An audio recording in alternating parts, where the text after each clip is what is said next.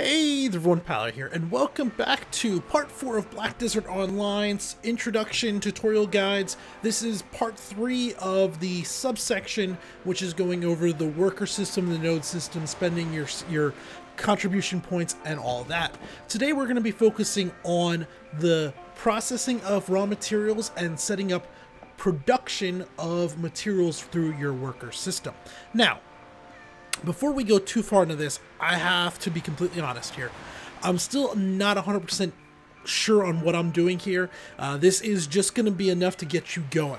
Mainly, I've read in many situations that on the Korean version, you can process raw materials with your workers.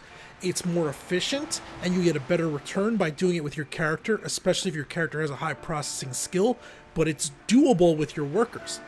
For the life of me in the beta on the American side, I cannot find any way of doing this. There's just no way that I've found in order to make my workers process materials outside of something called refining, which is just a very specific subset of it, and it's not even really processing. We'll show that later on.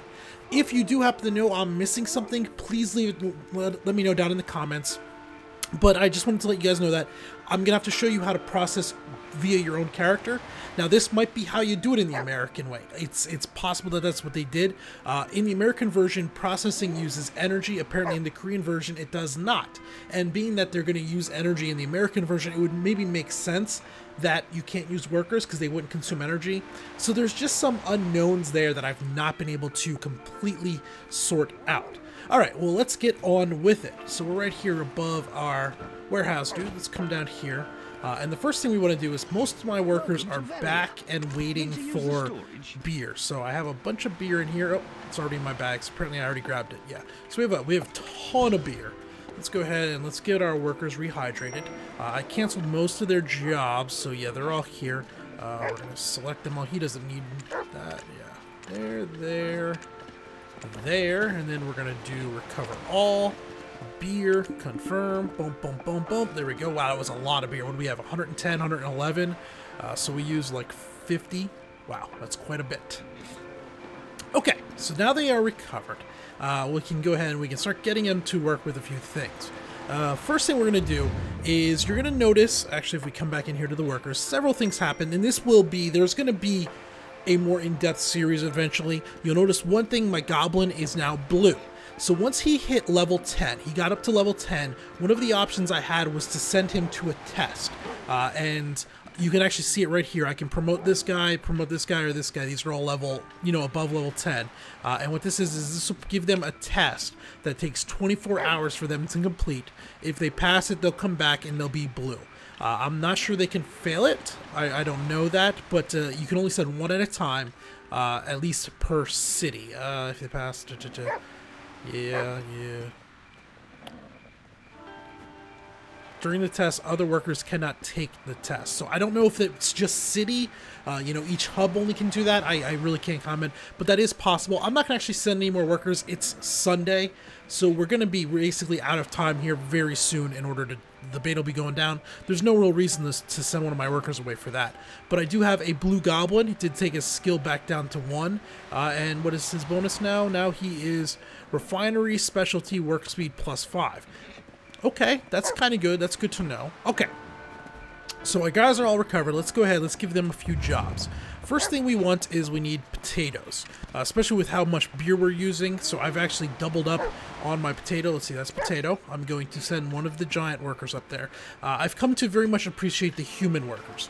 For now, though, we're going to send one giant worker to work on potatoes. Change how many times. Maximum, okay. Start working. Okay, we're going to send one giant out here to this farm to farm ash tree. There we go. Giant, change how many, maximum amount. Okay, and start work. All right, and we're going to send the other giant over here to collect ore, iron ore, copper ore. Copper is the only one that's currently active, and this is actually something that a color scheme does seem to mess up a little bit. The orange actually means the node's invested, white means it's not, so if I click in here, there's nothing I can do. I could ride out there on my horse and do that, but for now, we're going to just go ahead and we'll stick with copper. So the giant, change how many times, F for maximum amount, okay, and start work. Okay, So we have our resources going out, and then what I'll do is I'll probably put, I have this from up here, I have this other one activated. Nope, that's chickens. Here's where I put it up for more potatoes. So I'll probably send one of my human workers out to there eventually. But we'll come back to that in a little bit. We can see here they are off and going. The guys with the blue bars are going. Just something to keep in mind. If you want to cancel a job, so when you are offline, like say my internet went out right now and I got disconnected and couldn't get back on, any job that is currently active will continue on. So these guys will continue their current job, but they won't do the repeat process. So he's going to repeat 30 times. Repeat 25 times, 30 times. They're only going to finish that one time. And then as soon as I come back on, they'll start up again and they'll continue on. So this guy will have 29 times, 24 times, and 29 times. It's just something to keep in mind. There's a bot system within the game that incentivizes leaving your character online the whole time. We'll go into that in a later video, but it's just something to know. Any job in progress will be finished, but the queue for additional jobs will not continue when you are offline. Okay, so they're going to do that. Was there anything else I needed to cover? No, I don't think so. Now, we need to process. So within Velia here, I have a few different tasks that can be done. I have over here in this house, I have a mineral workbench, which can create ore crates. It can create mud crystal amulets, or crystal amulets, which I don't really know what they're for yet. We haven't figured that out already. Jewel boxes, but mainly what I have this for is I can get ingots. This guy can create copper ingots, basically any material ingot that we need to from processed material of that type. So if we come in here, can I show it? Manage? Yeah, here we go. Come in here, click on copper, it'll show it needs 10 melted copper shard to make that. In order to make iron, it's 10 melted iron shard. Where was bronze? I'm wondering if bronze is tin and copper. That's kind of cool. It's what I would have expected. Brass should be zinc. Okay, that's neat. Steel's gonna be coal and iron. Okay, yeah, that's actually, I believe that's actually truly how it is really made. It's iron with some extra coal. Not coal, but I mean coal is how they do it. It's carbon from the coal. Anyway, I'm rambling. Okay, so that's one of the workbenches we have set up. Another workbench we have is, I believe, this one here. I have a wood workbench where I can turn wood boards into plywood. So this is going to take, if we look here at ash, we'll take 10 ash planks to make 1 plywood. I can then use that plywood to make other things. Nope, actually this just wants maple timber, pine timber, different woods of all types. Timber, you actually have to, well, I'll show you that in a little bit. And then I have one more, which I believe is this house here, and this is the refinery that I was talking about earlier. So the refinery is not actually a processing material. What the refinery does is it takes stone, rough stone from mining, and can break that stone down into black stone powder, weapon reform stone, or armor reform stone. The main thing is the black stone powder here. This is going to be used in most of your high-end crafting recipes. So once you get a mine going and you're bringing in raw stone, what was it called again? Is it just called raw stone? Rough stone. Once you're bringing in rough stone, you're going to want to get a refinery up and going to break this down into black stone powder. All right, so we can see what we need to make. Now we're going to come in here, come into the warehouse, and you'll see a few things. First, you'll notice I've already made some black stone powder, just to have it on hand, mainly to learn how to do it. I've made a few copper ingots, I've made some melted copper shards, I've made a pickaxe with that stuff. This is all things crafted, brought in. But what we're looking for is we want to take out this ash timber, whoops, F and then R. I'm going to take it all. Copper ore, F then R. And that's all we need for now. Okay, we're going to exit back out. Now we're going to go ahead and process it. And this is where I believe in the Korean version, possibly in the Russian and the Japanese version, you could do this with your workers. We can't do that. So in order to do the processing, we are going to open the processing menu, which is L. You could also open your inventory and down here, produce. And it's going to open up this extra menu that you can do some different things with. None of this requires tools. You don't have to be in any specific spot, with a few exceptions. For example, here you'll see dry. Drying, it needs it to be a sunny, dry day. We are currently going into night, I believe. No, weather is clear, but it is nighttime, so we could not dry meat right now. If it was raining, we'd also not be able to dry meat. I'm actually going to open my player tree, my information here, and bring up my primary information. And what we're mainly looking at here is, give me my mouse back, down here, processing. So one of the things I'm going to say early on you probably want to do is you're going to want 2 characters very early on when you start this game, because you're going to need 2 different energy pools. I used up, in order to make all this beer I made, and we used 50, whatever we used, like 650 of them right away, took most of the energy of my primary character. To process all this material is going to take a lot more of the energy of my primary this character. So if you try to do both on one character, you're probably going to be having energy issues. So what I recommend is having 2 characters. Have one that you're going to use primarily for like cooking and alchemy, and then have another one that you're going to be using primarily for like processing, fishing, and so forth.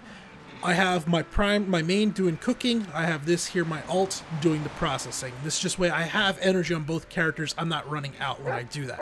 It also allows you to really specialize your skills. The processing skills level 9, but it's still very low.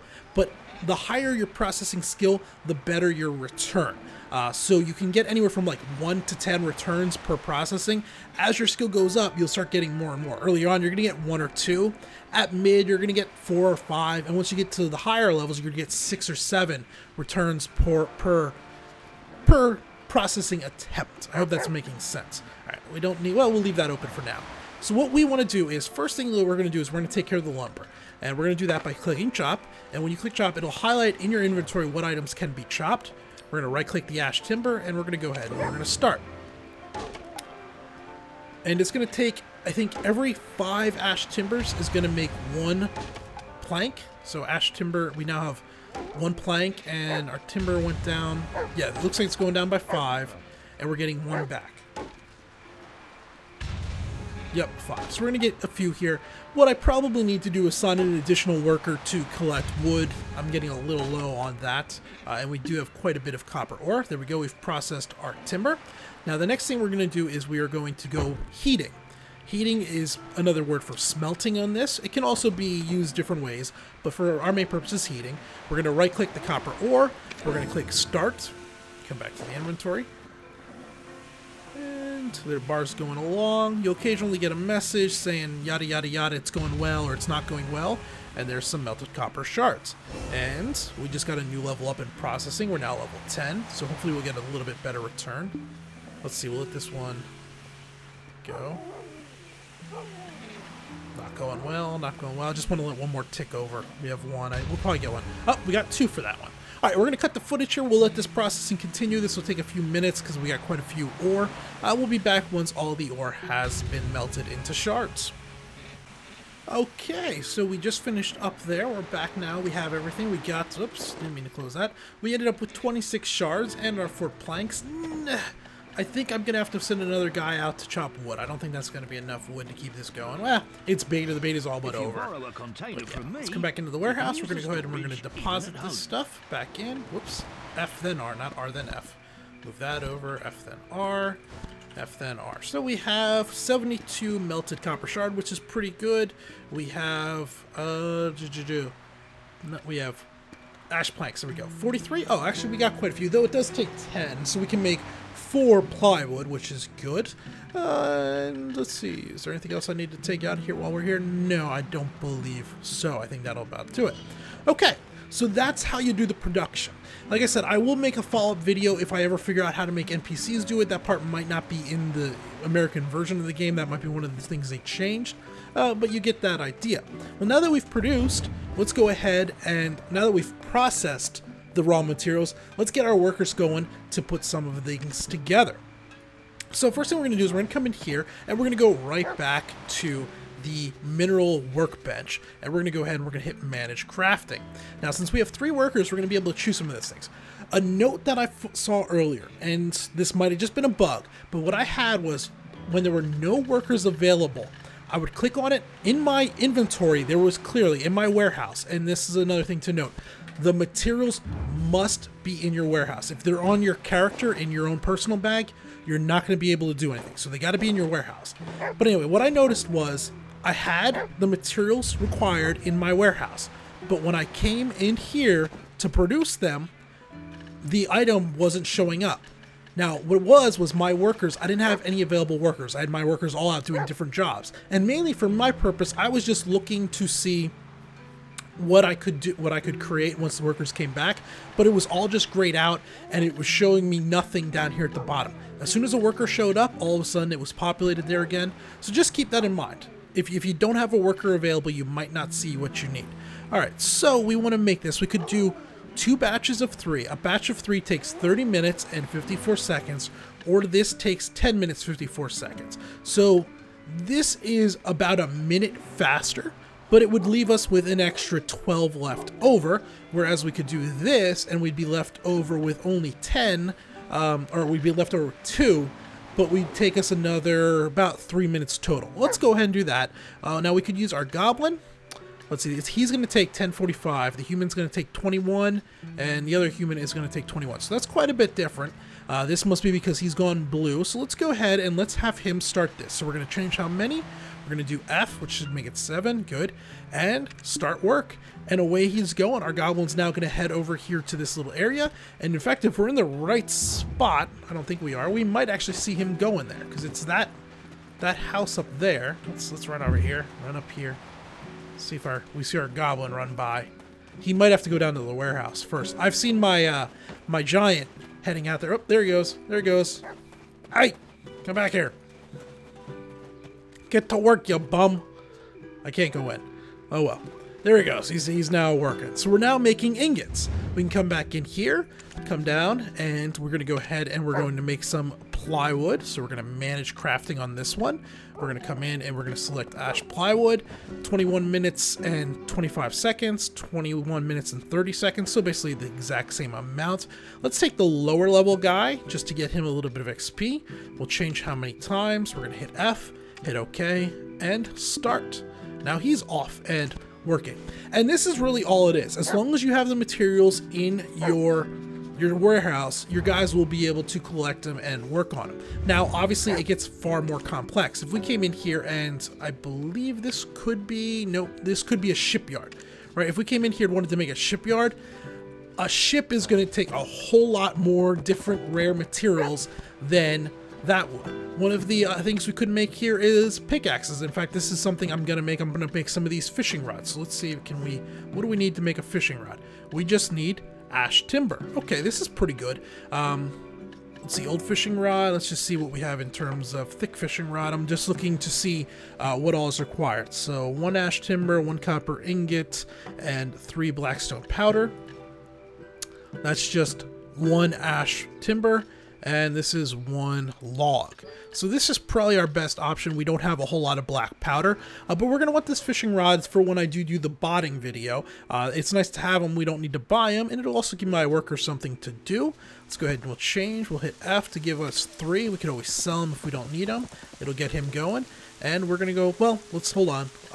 Just some of the other things we can collect. So this just requires copper. But you can see these items require, oh, here we go. Sharp butcher knife, ash timber, bronze ingot, tough hide. So we need to go out and collect hides from something. I'm not sure yet if a worker can do that. This might be something we need to do. And then blackstone powder. You know, there's a whole bunch of different things, and they get more complex as you go up. And this is going to be where a lot of the economy of the later game gets driven. You know, someone that has the resources to build a shipyard and then build ships is going to be able to probably make pretty good money. Whereas if you don't have the time and don't invest the CP in order to do this, you're going to have to just pay market value for that, and it's going to take. So this is where a lot of the end game is going to come from, I believe. We'll see what happens when the game actually launches. Let's see, is there anything else we need to discuss? I don't think so. I think that gets you going for your basic processing.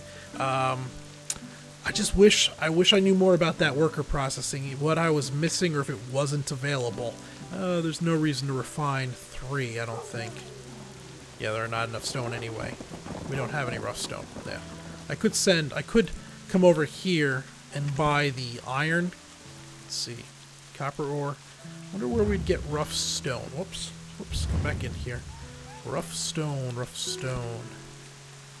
Copper ore. Let's see. One of these out here is a mine, isn't it? Nope. Was this up here one? Copper ore, copper ore. I think copper and iron just has a chance to give stone. I believe that's how it works. But anyway, we don't need to delve into that too much. If you have any questions, let me know in the comments down below. I'll try and explain it a bit better. This is also something I never really realized. You click on your city. I did realize it, just never brought it up. This is your warehouse inventory. I can actually go out. I can go back and I can click on Heidel, and I can see my inventory down there in Heidel City, my warehouse inventory, and you can transfer items back and forth. It's going to cost you something. Say I wanted this ash timber. I could click transport, send. I can tell it the destination. I want it to go to Velia. I want to transport using freight wagon, and then I could tell it move all that. And here's what it's gonna cost me 351 silver, and it'll send a wagon to bring it. If we add more things into it, like that, whoops, add all of them. Now it's 702, and so forth. Now, the reason this is a little more expensive is because I don't have connecting nodes. Basically, if I had gone through and invested here, here, here, and there, I would have connecting nodes all the way through. That cost would be reduced. But you can go ahead and you can send items back and forth, and it goes a bit faster than you could run. This transport here takes, from what I could tell, about 4 minutes to run items back and forth like that for you. So that's handy. We'll go over one other quick thing that I did notice that's also handy. Let's find, where am I? I want to go to the stable. This will be the last little bit for production, item movement, and all that. What we're going to do is we're going to go get a donkey.